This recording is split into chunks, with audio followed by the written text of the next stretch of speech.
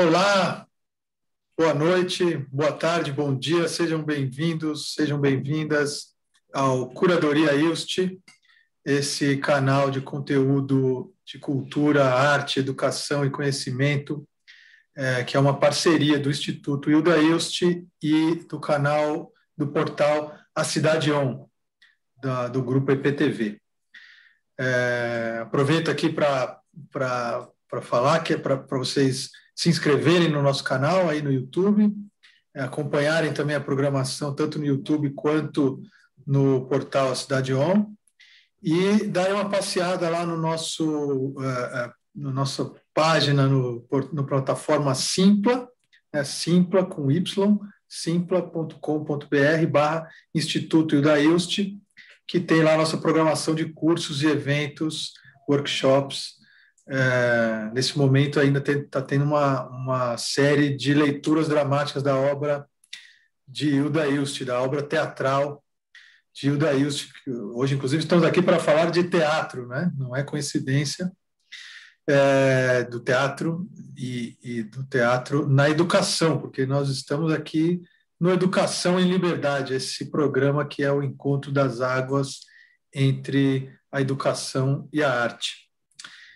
É isso, deixa eu parar de enrolar vocês, vamos começar então nossa programação de hoje.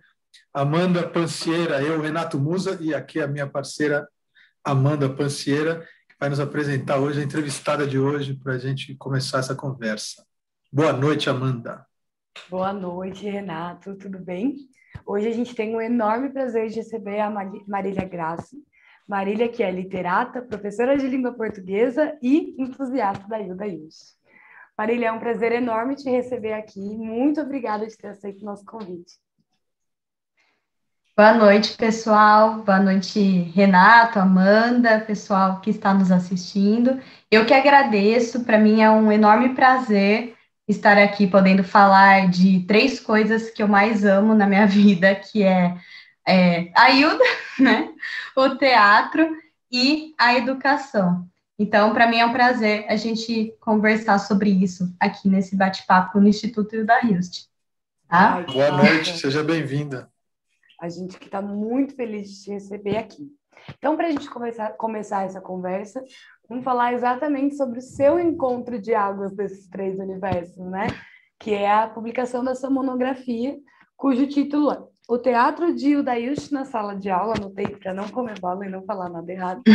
Conta para a gente um pouquinho como que foi esse processo de construção e como que foi fazer o encontro desses 3 universos que não são triviais, né? Acho que a relação da Hilda com o teatro não é a mais extensa da sua carreira, ela tem um período, né, um recorte de vida bastante pontual, por mais que a obra seja lindíssima e que a gente fique completamente embebido pela dramaturgia dela, mas principalmente a conexão desses 2 universos com a sala de aula. Como que se deu essa relação? Então, na verdade, o teatro na minha vida, ele está presente desde novinha. Eu sou uma atriz amadora, né? Mas ele está presente na minha vida desde pequena. Na minha cidade, eu tenho uma ONG, que eu fiz parte. E nessa ONG, eu sou de Jaú, né? Então, a Hilda, ela nasceu aqui. E aí, teve um projeto na cidade que chamava Uma Noite no Museu, e me deram o papel da Hilda. Até então eu não conhecia a autora, ela não era, né, tão difundida na época aqui, né? E aí, a partir daí, era época de ensino médio, antes de entrar em faculdade, aí eu tive que começar a estudar para interpretar o papel dela. E foi por isso até que... Quantos anos isso que você foi estudar? Eu tinha 16, 17 anos, né? E aí... eu tenho fotos, depois eu mostro, interpretando a Hilda, o nome da cadeira dela na Academia de Letras aqui, jauense, toda essa coisa. Que legal! Manda pra gente essa foto, que legal. Eu vou enviar. E aí, isso foi essencial até para a escolha, né, de ir para a Unicamp, de fazer faculdade lá, porque eu sabia que as coisas da Hilda estavam lá. E, enfim, né, a literatura, eu tenho a educação, a minha família é uma família de professores, mas eu estive renegando isso, até por saber não do amor em si à profissão, mas da dificuldade, da desvalorização que passam diariamente. Então, eu fui fazer estudos literários na Unicamp, mas eu dizia que eu não ia ser professora.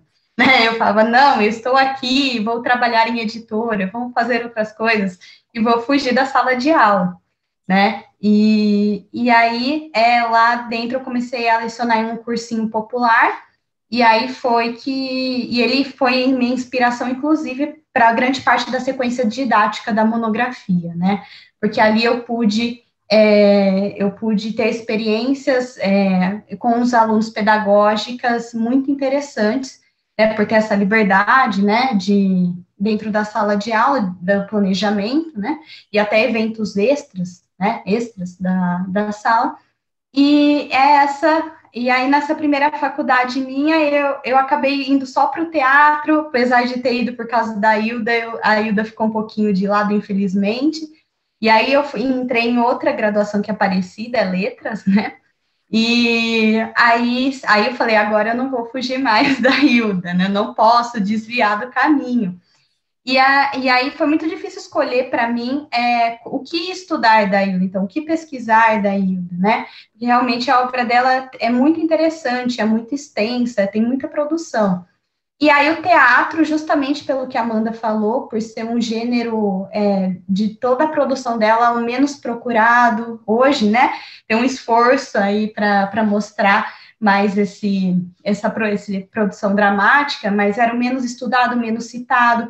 Quando eu via produções culturais da Hilda, ou era uma adaptação da prosa, ou era uma adaptação da vida dela, mas poucas vezes eu vi o próprio texto da Hilda, dramático, ir para os palcos. Isso eu queria saber o porquê, tentar entender o porquê que isso não acontecia, né? Qual que era o problema, né, com esses textos. Então, esse foi o grande motivador, assim, para a escolha do gênero dramático da Hilda, né, para estudar esse gênero dramático. E, bom, você aí encontrou a experiência... uma resposta?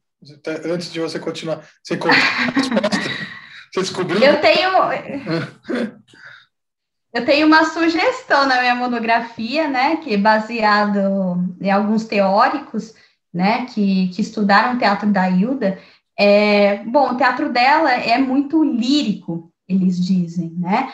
Como, assim, ele lembra um pouco Beth, lembra um pouco esse teatro em que a ação em si, ela é mínima, né? A voz do sentimento do ator, do personagem, é o que se sobressai, né? Então, como a ação é mínima, a voz, o sentimento se sobressai, principalmente por ser situações do teatro da Hilda limítrofes, né? Situações em que os personagens estão enclausurados, estão sendo submissos ao poder, seja a escola, né? Isso, seja a escola, seja o Estado, a igreja, né? Várias situações, instituições que a Hilda coloca, né?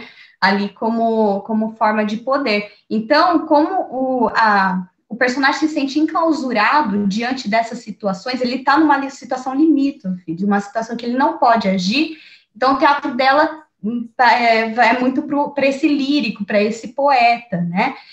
Então, a Hilda tem o Rubens da Cunha, que foi um que eu me baseei muito, né? Que eu dialoguei muito na minha monografia, ele diz que a Hilda, ela qual o termo que ele usou? Degenera todos os outros gêneros, né? Porque ela traz a poesia para o teatro, para a prosa, e a Hilda, então, eu até no começo da minha monografia, eu até cito essa divisão da Hilda, né? Porque ela produziu teatro dramático entre 67 e 69, né? Mas no fim, a Hilda, ela sempre foi poeta, a gente nem pode falar que tá só... Ela teve uma maior produção em alguns anos, mas ela é poeta em todos, né? Em todas as suas produções. Então, o teatro dela, a dificuldade do teatro dela, realmente é essa, para os atores, para o público, né? Porque os personagens, eles estão ali na inanição, praticamente, né? E as peças que mais fizeram sucesso dela, que ganharam prêmios, né? O Verdugo, A Visita da Noite, que tem até publicações independentes, né? dessas peças, são as peças que são mais típicas de estrutura, assim, que tem um clímax, o desfecho, né, algo que já as pessoas já estão mais acostumadas, né, então essa é a dificuldade que eu concordei, que eu dialoguei na minha monografia sobre a encenação do Teatro da Hilda, né, a procura dele. Eu gostei disso, que ela degenera os gêneros, né? Que é isso, né? Ela vai escrever prosa e ela enfia poesia lá, e aí ela vai escrever poesia, ela enfia prosa, ela vai fazer teatro, né? Ela realmente, a crônica dela, né? Também é tudo, tem poesia, tem... É legal, é interessante essa imagem. É uma boa teoria, gostei. Gostei também. Mas, por favor, eu tô super curiosa para chegar na sala de aula, na verdade. Isso. Então, aí, quando a gente pensa em estudar literatura, né? E aí, o que eu fiz no começo da minha monografia? Eu fiz um mapeamento do estudo da literatura na sala de aula. Eu peguei como exemplo o Colégio Dom Pedro II, né? Que foi uma referência no país para a educação, e os compêndios, né? Deles, principalmente que a Márcia Razini, uma outra estudiosa, disponibilizou, para ver como a literatura era estudada. Então, a literatura sempre estava ali como um exemplo para como falar bem.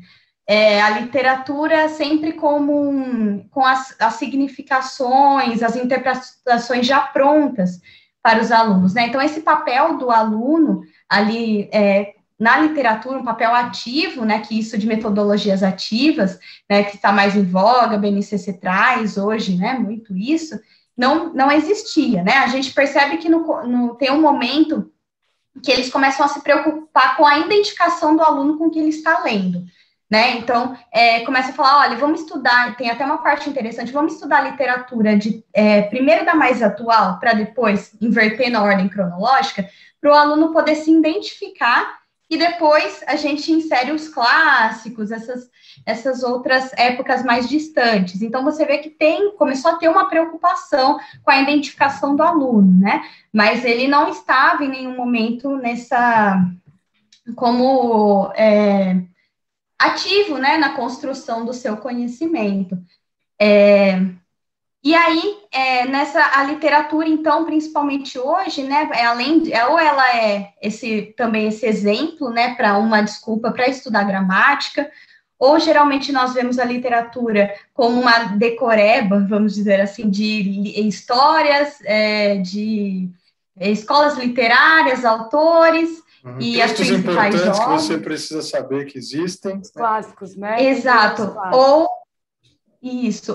até um oposto, né? Bem oposto. Só por prazer, né? Não pode levar, qualquer interpretação vale, né? Então, aí eu me basei muito no COSSOM para a construção da sequência didática, né? Para o aluno, ele ter esse contato com a literatura, essa sensibilização com o texto, né? Então, e é muito interessante que veio um pouco de uma pragmática positivista, né? Que até desvaloriza um pouco a literatura, que é o quê? Dentro da pragmática positivista, você tem que prever os resultados. Para as humanidades e a literatura ser considerada ciência, você teria que ter uma previsão de interpretações. Então, tudo que fosse fora dessa previsão, desse resultado exato, não seria considerado ciência e muito menos validado. Então, a literatura ela é muitas vezes na história da escola, né, descaracterizada para ser respeitada enquanto ciência, né? E aí até o controle do corpo entra nisso, né? Então, se você não tem o controle que vem um pouco, né, do século XIX, do século XX, né, da educação para a massa, de uma educação difundida, ter o controle do corpo do aluno, né? Então, ele está posicionado na cadeira, um atrás do outro, não precisar, se está lendo um texto teatral, não usar o corpo, até no máximo, hoje em dia a gente vê um esforço, né, de cada um ler um personagem, até faz uma entonação, né? Mas mesmo assim, de limitar o corpo do aluno, né, na literatura, no estudo da literatura, né, que é a minha área, né, de conhecimento. Então, eu quis quebrar um pouco isso com a minha proposta de sequência didática para estudar literatura, não só com o corpo também, principalmente por ser um gênero teatral, né, que pede isso, né. O texto teatral que eu escolhi, né, logicamente que eu até lembrei um pouco de uma discussão do workshop que eu participei com vocês, né, que nós tivemos, que foi discutida a questão de deixar os alunos escolherem qual texto eles se identificarem, mas como era uma monografia, eu tive que escolher um texto para fazer a sequência didática, né? E o texto que eu escolhi foi muito difícil, né? Escolher qual texto teatral seria, foi o Novo Sistema, justamente porque ele apresenta uma novidade de uma rebeldia e uma imposição em lugares que geralmente a gente não contradiz, não atualmente, mas geralmente a gente não contradiz, que é a ciência, né, que é a escola, então, essas instituições de poder. Então, aí eu falei assim, não, acho que não é o momento para trazer e ver os alunos problematizarem a ciência. Eu falei, acho que não, mas depois eu falei, não, eu falei, não, é o lugar na escola mesmo, que eu acho que isso que tem que ser problematizado, né? Então, se é para conversar sobre isso, então que seja dentro da sala de aula, né? E que importante então, que seja ali, né? Exato, eu achei muito, muito importante isso, porque não é a gente se eximir do fato dessa discussão existir, muito pelo contrário, é a gente bancar e falar, bom, essa é uma pauta que existe, e ela está cada vez mais latente, infelizmente. Então, vamos tentar entender de onde nascem esses argumentos que contestam a ciência e como que a gente constrói argumentos coletivamente para entender como também não é ter essa relação de poder hierárquica de que a ciência é pronto, mas também é entender quais são os pontos prós, quais são os pontos contra. Como que a gente promove um debate saudável, embasado, com acesso a informações sobre isso? Achei muito legal você bancar essa decisão, porque acho que o fato do momento ser tal momento de conteste à ciência deixa mais latente a necessidade da gente trazer essa discussão para a escola. Até porque a ciência se baseia no princípio de que nada é incontestável. Justamente, né? A ciência também tem que ser contestada, e isto é ciência, né? Muito legal. Uma ótima escolha, na verdade. Acho que eu entendi o que você quer dizer, que você teve que ter coragem para escolher esse. Sim, com certeza. Mas eu acho que você foi muito bem, cara. Muito legal. Pô. E foi muito corajoso mesmo. Muito massa. Ah, sim. Ciência se faz eu agradeço. Coragem, né? E aí como que eu cheguei assim na sequência didática, né? Na verdade, foi um cursinho popular, justamente que vocês falaram sobre o debate, ele entra na sequência didática. O nome da sequência didática, né, porque assim, eu defendi a monografia recentemente, né, assim, em janeiro desse ano, né, e nós fizemos aquele workshop em dezembro. Ela já estava praticamente pronta, mas tinha algumas coisas para colocar. E o título que eu fiz naquele workshop que nós conversamos, que era o Aflita de Ser Eu e Não Outra, eu acabei escolhendo para a sequência didática mesmo. Que legal, que legal. Eu acabei escolhendo. Título é lindo. Esse título é muito bonito, eu lembro que a gente se emocionou muito com ele. Foi incrível aquele workshop mesmo, foi muito bom. E aí eu coloquei esse título, né? São 18 aulas, né? Com 50 minutos cada uma, com propostas, logicamente, com diálogos com as outras disciplinas, né? Mais diretamente com a arte, até para ter essa sensibilização do aluno, né? Então, escolher essa peça para que ele possa se colocar no lugar desses personagens e sentir na pele, através de todas essas sensações, o que é um regime totalitário, né?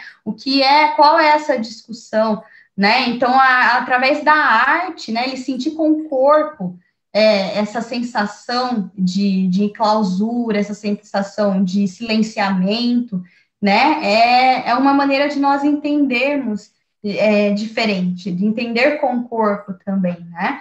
Então, com artes, com certeza, a história, e até junto também de maneira mais direta com a física, até, né? O Novo Sistema eles têm aula de física, né? Os alunos, então, foi essa a proposta. E aí, no cursinho exato, nós tivemos eventos de dramaturgia, né, com uma profissional da Unicamp, uma colega mestranda em artes cênicas, e juntas nós criávamos as programações, né, e isso me inspirou, algumas delas, né, uma parte da sequência foi inspirada nesses cursinhos, porque eu vi uma transformação nos alunos, assim, a sala depois desses encontros era outra sala, porque eles traziam, então, eles colocavam questões deles, né, eles traziam questões pessoais, nós selecionávamos as principais e eles enfrentavam em cena essas questões, né, então, a literatura também como essa possibilidade, então, de nós podermos conhecer outros universos através do olhar de outra pessoa, ter a empatia, conhecer outros lugares. Então, essa é a proposta também da minha sequência, né, da minha monografia, criar essa empatia e que a gente não possa reviver esses momentos totalitários, né? Então, através disso. No meio da monografia, eu não sei se eu estou falando assim direto, mas eu lembrei agora. No meio o capítulo 2 da monografia, uma coisa que não estava prevista no começo e que eu acabei me deparando com o material foi ver a quantidade de mulheres autoras nos livros didáticos. Então, eu analisei 6 volumes, né? É uma quantidade pequena, né? Se a gente for pensar, então não dá para eu estender esse resultado a tudo, mas eu peguei os volumes mais premiados, selecionados no PNLD de 2018, para o ensino médio, e eu vi todos os momentos que as autoras foram citadas, em exercícios, enfim. E aí, tristemente, né, de uma maneira, a gente vê que na história da literatura nós temos aí séculos e séculos, e as mulheres só começam a ser representadas a partir do século XX. É como se elas surgissem das cinzas no século XX e aparecessem como autoras. Tinha mulher, né? De repente tinha mulher escrevendo. Isso, e a Clarice, né, a mais citada, então, assim, 20% de todos os autores citados no livro didático, cada livro didático tem 400 e poucas páginas, todas as mulheres em exercícios, qualquer coisa, citação, nota de rodapé, 20% eram mulheres dos autores selecionados. E aí me interessou até, inclusive, a Hilda, né? Como que a Hilda está aparecendo nesses livros didáticos, né? E aí eu vi que a Hilda, se a gente pensa, né, no conceito de Bourdieu, que o que se passa pela escola vira um cânone, né? Então, a Hilda entrando nos livros didáticos, eu vi agora que ela está aparecendo, né, de uma maneira muito tímida, mas ela tem aparecido como citação. Então, aí tem essa questão também, como as mulheres aparecem nos livros didáticos? Quando elas aparecem, vai falar sobre a vida delas, vai falar sobre as principais obras? Não, são as mulheres citadas, a maioria citada, essa aqui teve importância, agora vamos falar de Gil Vicente. Então, é só uma citação mesmo, assim, a maioria. Poucas realmente você vê que fala sobre a vida, tem uma grande parte do livro didático dedicadas a elas, né? Então, a Hilda, ela aparece dessa maneira tímida, ainda que ela aparece com poemas, né? Ou até os poemas que ela apareceu, desses 6 livros, ela apareceu 2 vezes, que foi com o poema da noite, né? Um dos poemas da noite, e o poema 2 do livro do desejo, apareceu nesses livros didáticos. Mas, assim, também não tem nada sobre a Hilda, não tem a história dela, quem ela foi, não tem nada disso. Na verdade, ela até apareceu como um exemplo de poesia contemporânea. Então, é um exemplo, mas não tem nenhum exercício a mais, nada pedindo, provocando, né, sobre a Hilda. Mas ela está sendo citada, então eu já acredito que ela já está sendo inserida, né, nessa história da literatura na sala de aula. Então, também foi uma coisa um objetivo da minha monografia, selecionar a Hilda, não só pela excelência das obras dela, não só pelos temas que ela trouxe no teatro, a diferença que ela trouxe no teatro, mas também como inserir mais a discussão de obras de mulheres dentro da sala de aula, né? Eu tô com uma esperança em relação ao próximo PNLD, então a minha proposta é para o ensino médio, e é para o ensino médio porque geralmente eu até vejo que no Fundamental 2, tem uma preocupação maior didática, pedagógica, mas aí quando chega no ensino médio, parece que nada disso, até pelo tempo, né, se a gente pensa em escolas focam muito no vestibular, em concursos, ou até mesmo pelo número de matérias mesmo que tem que ser cumpridas, realmente é muito extenso. Então, parece que não tem esse espaço no ensino médio para esse tipo de aula, né? Esse tipo que não tem que ser algo à parte, né? Não tem que ser um evento esporádico, tem que estar no cotidiano. Mas é muito difícil também exigir isso, né? Se a gente pensa que um professor, para ele ter uma vida minimamente digna, ele dá aula em 3 escolas, pega não sei quantas turmas, e aí, nossa, ele faz o melhor que ele pode, sabe? Então, e não é só isso, né? Os alunos são seres humanos, então eles têm as suas questões, as salas de aula têm as suas turmas, então são muitas coisas, são muitos fatores para lidar, né? Para inserir essas metodologias ativas, né? Então, realmente é um desafio. E aí eu estou um pouco esperançosa pelo próximo. Então, eu analisei o PNLD de 2018, porque era o último do ensino médio. O próximo é esse ano, né? Mas você acha que vai sair uma coisa boa desse... Eu estava mais esperançosa porque eu assisti uma aula do Centro de Mídias ano passado, que era uma aula que o professor contou a história da literatura romântica só por mulheres. E aquilo me chocou, né? Eu falei, eu nunca vi uma aula de história da literatura que fosse contada só por mulheres. Ele selecionou somente autoras e personagens mulheres para contar a história. E eu achei aquilo muito intrigante. Só que eu falei, isso pode ser um posicionamento do professor, né? Assim, ele escolheu dar a aula assim. Só que quando eu olhei o material, eu tive acesso ao material obrigatório, né, um material adaptado para a pandemia, né, dos professores e dos alunos, eu vi que essa aula estava no material. Caramba. Então, aí por isso que eu fiquei mais esperançosa. Eu falei, talvez esse ano tenha alguma coisa diferente, né? Tem alguma coisa que a gente pode ter um pouquinho mais de esperança. Até, por exemplo, a literatura africana, né? Se a gente está falando de minorias, ela tem um espaço muito grande nos livros didáticos. Isso, ela ganhou um espaço, assim, em que eu fiquei muito contente de ver. Aqui não era o meu foco de estudo, mas, assim, eu fiquei muito feliz de ver esse tipo de coisa, né, acontecendo. Então, inclusive, eu também vi a lista de livros obrigatórios. Então, não só que estavam nos livros didáticos, mas a lista de livros que são disponibilizadas nas escolas. E também é a mesma coisa, era a mesma porcentagem, em relação aos livros didáticos. Então, talvez, nesse ano, eu não sei se eu estou muito otimista, mas talvez tenha uma mudança a mais aí. Ai, que bom que você está otimista. Vamos tentar, pelo menos. Tomara que você que tenha razão. Eu espero muito que você esteja certo, você não faz ideia. Mas isso é muito interessante, fiquei pensando enquanto você falava.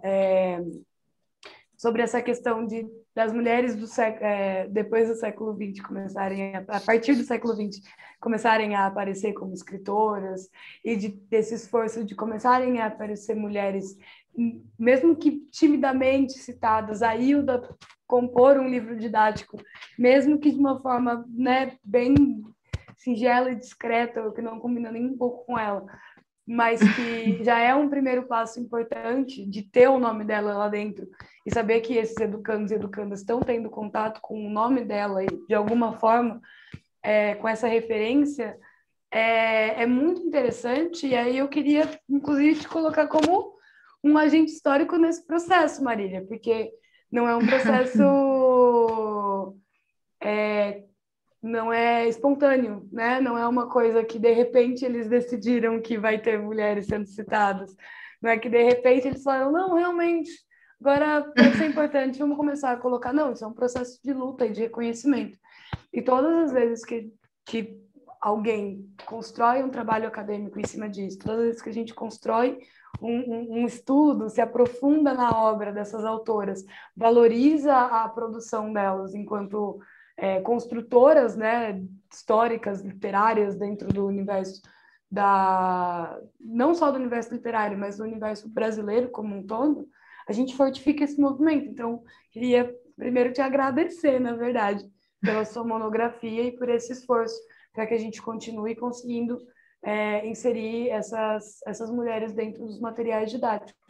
E reforçar, inclusive, que o quão importantes são essas lutas, até porque a gente sempre fala muito dela, queria trazer ela mais uma vez para cá, a Lei 10.639, que a gente consegue estruturas, né, sociais que permitem que, por exemplo, a literatura africana e a literatura indígena, elas sejam obrigatórias dentro desse espaço, sabe? Então, olha o impacto que isso tem, de repente, realmente eles têm que estar lá. E tem alguém olhando para isso e garantindo que isso aconteça. Só queria fazer essa colocação, que não é um processo dialético, né? Quanto mais essas referências aparecem, mais se estuda sobre elas, mais novos educandos vão se aprofundando e vão se interessando e ampliando esse olhar, e mais a gente fortifica a luta, e mais elas aparecem como conteúdo. Então, muito legal ver essa dialética na prática e ver que você está usando essas referências, que você está ajudando a construir dentro do seu processo acadêmico. Muito massa, parabéns. Obrigada, mano. Pode fazer uma pergunta. Não, eu achei interessante isso que você falou, né? Porque você falou tanto no começo, no estudo que você fez do Dom Pedro II e das escolas mais da educação mais no começo do século XX e tal, né? Da repressão ao corpo do aluno, e aí depois você fala, não, e aí eu na minha sequência didática eu botei o corpo bastante, né? Como que isso você sentiu, mexeu também na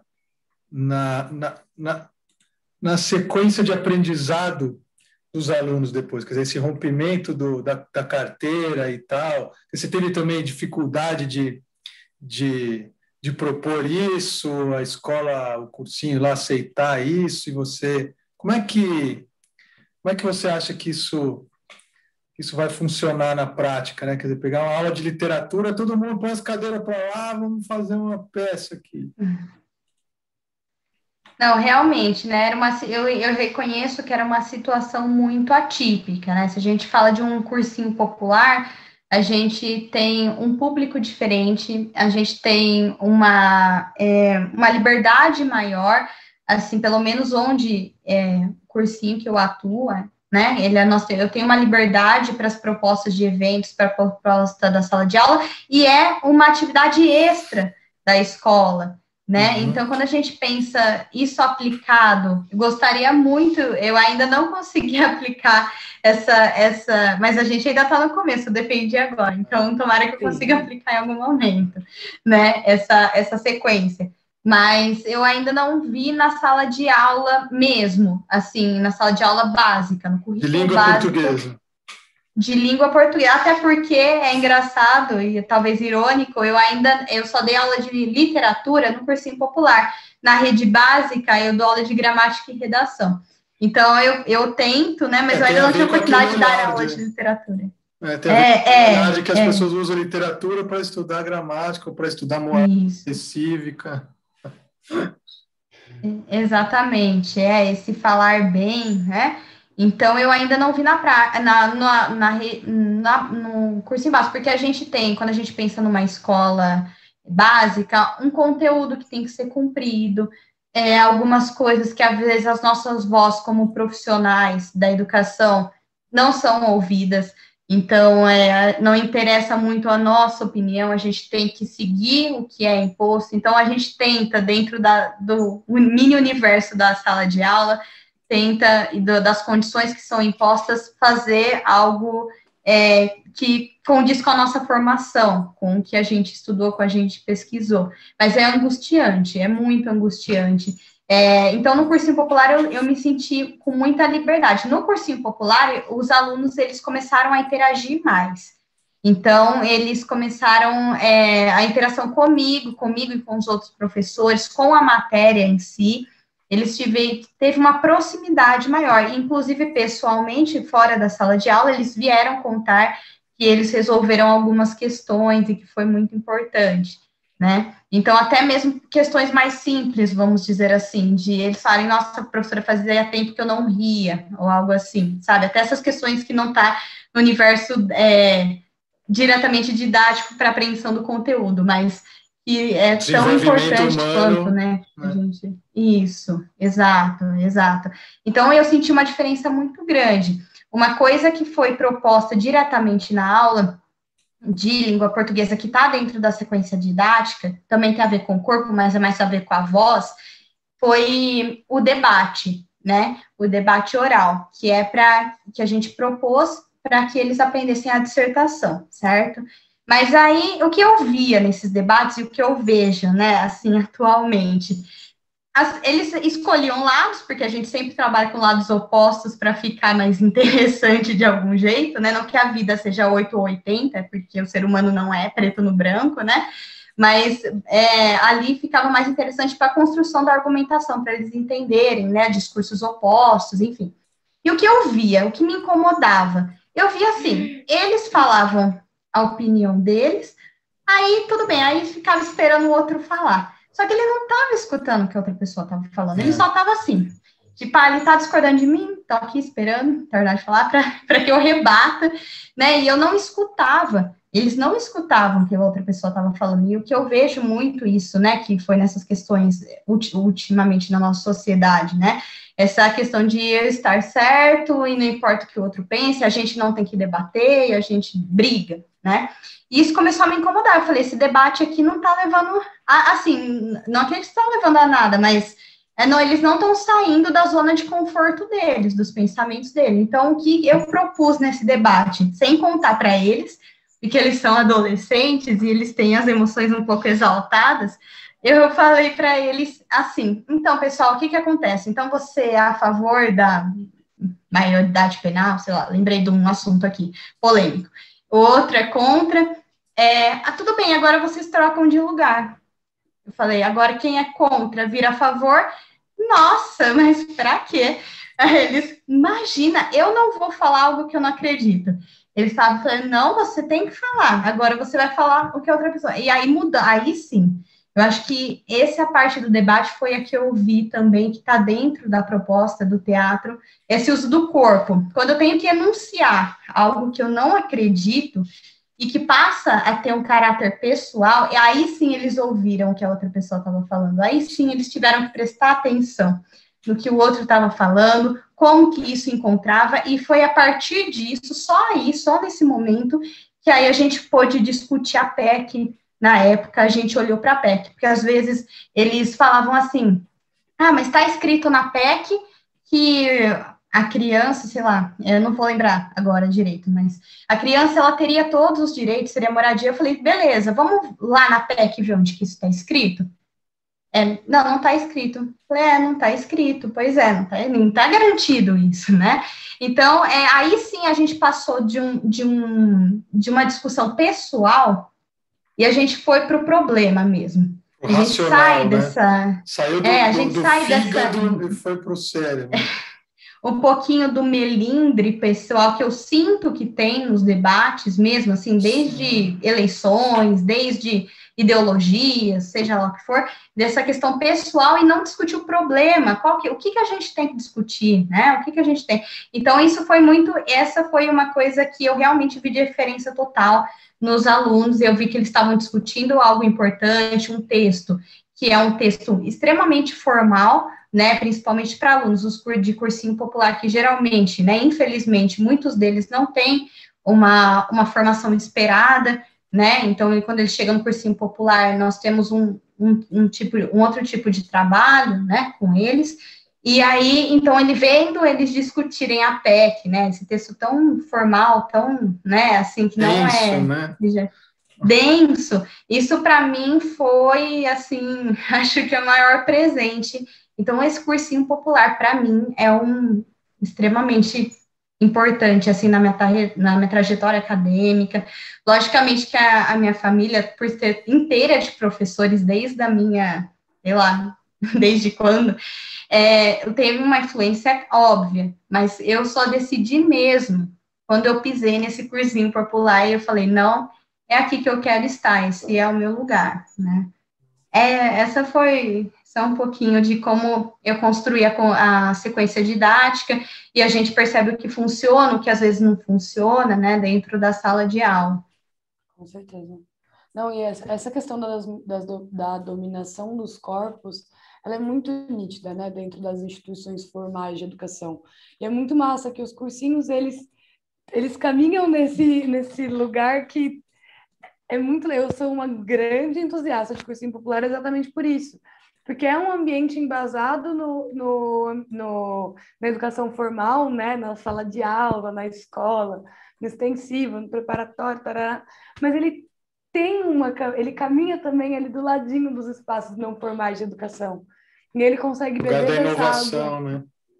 Da inovação, da liberdade, da autonomia do professor em sala de aula, da autonomia curricular, inclusive, né? Acho que é muito massa isso do professor conseguir decidir qual texto vai ser abordado, qual vai ser o tema motivador, né? A pauta de mundo que vai ser colocada, o que toca aqueles educandos específicos. Isso, é um debate muito importante, que eu acho que a gente faz pouco, né? Mas que com a BNCC ele veio bastante também, que é essa questão de como você determina quais temas vão tocar um grupo de educandos. Como que você coloca um currículo e você determina tudo que vai ser visto ali dentro de sala de aula e não dá margem para isso que é do microcosmos da sala de aula. Para isso que pertence àquele conglomeradinho de pessoas falando, isso me emociona, eu me identifico, com isso eu consigo ter empatia, isso eu consigo colocar uma experiência próxima na minha realidade, e o oposto, né? Tipo, isso daqui não me mexe em nada, isso não me toca em lugar nenhum, isso simplesmente tipo, não tem nenhuma identificação com a minha realidade. E como você disse lá, eu achei muito interessante isso que você colocou, dessa questão da literatura, de ler os mais recentes para permitir um processo empático, para ir voltando pouco a pouco para os mais antigos, né? E entender a importância que eles têm. É exatamente isso, é muito difícil construir um processo educacional que não tenha afeto de alguma forma, que não tenha identificação, que não tenha empatia, que não tenha alteridade. E é muito legal, acho muito bonito isso que os cursinhos fazem, de fazer esse encontro da educação formal com a educação informal e permitir e provar que existe uma via diferente para a gente construir mesmo os conteúdos obrigatórios com uma maior autonomia para o professor e uma maior porosidade, não é o melhor termo, mas um currículo mais poroso, né? Que não Gostei, poroso. Que não seja tão marmorizado, que não seja tão rígido com relação aos conteúdos. Enquanto essas metodologias ativas, elas mudam também o nosso posicionamento como professor, né? Porque a gente não é mais o detentor crucial, todo conhecimento. A gente sabe um tipo de conhecimento, algo específico, mas os alunos também têm a história deles, né, que Paulo Freire defendeu muito, né, a história deles, a individualidade deles e outros tipos de conhecimento, né, então eu acho uma coisa que mexe muito comigo nós professores também deixarmos a gente ser influenciados pelos alunos, né, deixar a gente mudar a nossa visão de mundo, através dos olhos deles, né? Então, esse do aluno não, o aluno ativo no conhecimento e o professor, não como se ele não tivesse mais função, porque eu ouço muitos discursos atualmente, né? De pessoas falando assim, mas agora dizem que o professor não serve para nada. Então, o professor, o aluno vai sozinho. Não é isso, o aluno ir sozinho. É só que o professor é um mediador desse conhecimento, né? Ele sabe onde ele deseja que o aluno chegue, né? Num determinado conhecimento, e ele faz o tipo de pergunta que é elaborado, mas é o aluno que vai construir, né? Então, e às vezes isso assusta. Eu diria até, usando essa metáfora que ele falou, o professor sabe onde quer que ele chegue, mas ele tem que saber também onde é que um aluno está, para ele chegar, né? Não adianta, ele quer que você chegue aqui, verdade. Mas você não sabe onde o cara está, não adianta nada, você tem que falar que você está. Onde você está? Tá, vem para cá. para lá, mais para cá, mais para a direita, né? Você precisa saber onde ele está, pô. É boa essa sua metáfora. Desculpa te interromper, que eu queria... Não, então, até mesmo nesse debate que eu falei que aconteceu na sala, eu entrei muitas vezes nesse debate, porque eu estou no cursinho popular agora faz 7 anos, né? E aí eu propus debate todos esses anos com essa, e sempre foi o mesmo resultado, assim, transformador. Nem sempre todo mundo saía feliz, né? Ninguém tá saindo feliz, porque se você tá falando uma coisa que você não acredita, isso é muito difícil. Você fala né? Coisas. Nossa, isso incomoda muito, e eles estão realmente com os ânimos aflorados, então eles realmente saíam muito bravos comigo, eles faziam uma proposta, mas estavam bravos, mas realmente você viu uma mudança efetiva, né? Mesmo que eles ficassem bravos, no texto, neles, na visão de mundo, né? Nas coisas que eles diziam, e como eu também fui transformada, né? Porque quando eu via que às vezes uma turma, um lado do debate estava um pouco enfraquecido, eu entrava. Né? Então, por exemplo, eu acho que agora eles ficaram sem argumentos, entrei. E aí eu entrava no outro lado. E eu fui transformada várias vezes quando eu enunciei coisas que eu não acreditava. Para mim, foi assim, eu mudei várias vezes de opinião e saí refletindo de lá, né? Então, eles também têm valorizar a história deles, né? Então, às vezes eu sinto que os professores... Porque o professor já é muito desvalorizado, né? Então, tem um pouco de medo, né? Assim, eu vejo com quando fala dessas metodologias, quando fala desse acesso maior dos alunos a novas fontes, eu sinto que tem um medo de muitos professores em relação a isso, nessa desvalorização, né? Mas não é isso que a metodologia ativa quer dizer, ela só quer que o universo do aluno seja considerado para o conhecimento, né? Que é o que o Renato disse, onde que ele está, né? Então, eu trazer uma literatura, é lógico que é maravilhoso, né? Então, que a Chimamanda, né, fez aquele discurso famoso no TED, né, que ela fala da literatura, que ela lia livros, né, norte-americanos, que tinha maçãs em abundância, e ela olhava para fora pela janela e não tinha maçã nenhuma na casa dela. Então, é muito bom para conhecer outros mundos, mas também entender quais são a seleção dessas obras, desse próprio cânone, o aluno, o seu próprio repertório, que é importante para ele, que é importante para o conhecimento, para a construção do conhecimento dele, né? A gente está chegando no finalzinho aqui do nosso tempo, mas eu queria destacar essa parte aí do debate, né, que você colocou, comentar que, assim, é nítido, né, que culturas, né, a cultura inglesa, a cultura, enfim, norte-americana, estadunidense, né, eles escrevem muito mais teatro e cinema, e roteiros, diálogos, justamente porque na escola eles têm explicitamente esse treinamento que você está fazendo aí com os educandos. Eu chamei de treinamento de propósito, porque é um treinamento para a vida.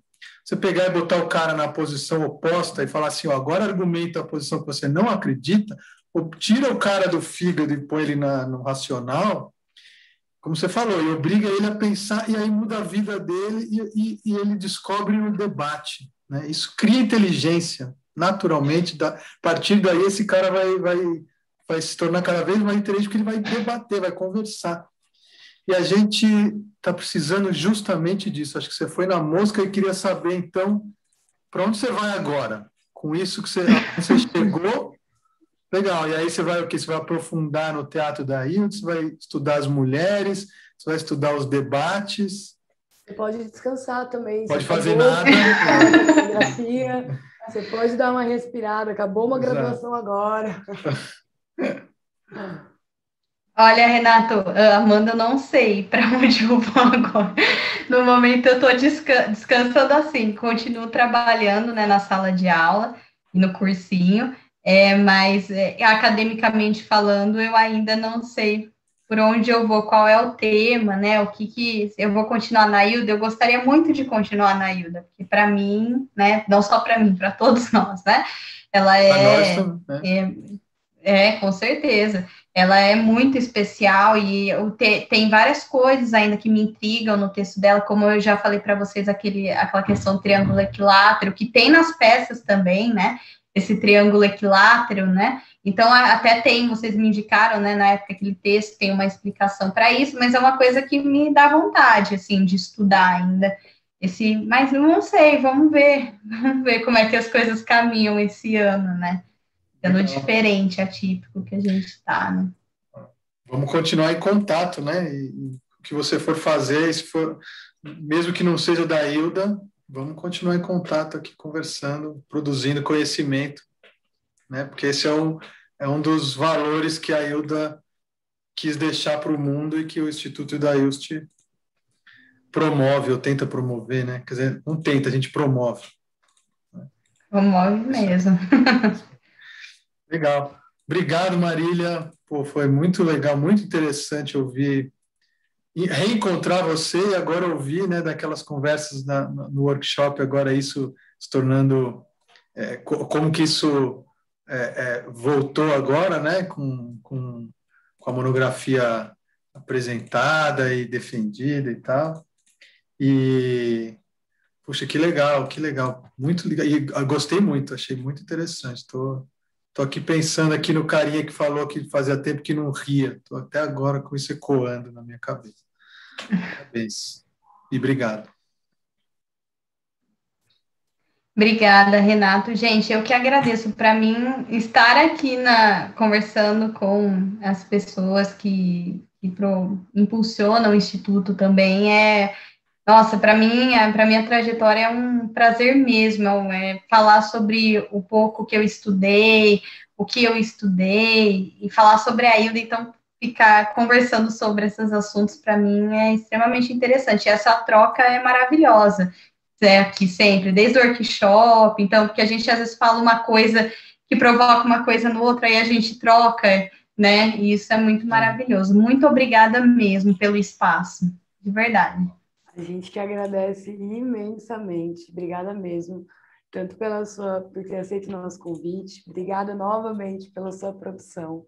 Vou reforçar e deixar aqui o meu voto de que, para onde quer que você siga, qual tema que você vá, é muito bom saber que temos pesquisadoras olhando para isso, fortificando, né, a importância de mulheres na literatura, que é algo que a gente precisa olhar com muito cuidado.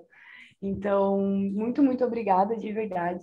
Foi um prazer imenso ter essa conversa com você, foi muito bacana poder ter esse reencontro e poder ver também os nossos diálogos florescendo, isso é muito gostoso. Aí, digo muito desse lugar de educadora também, que eu fico toda emocionada, toda mexida.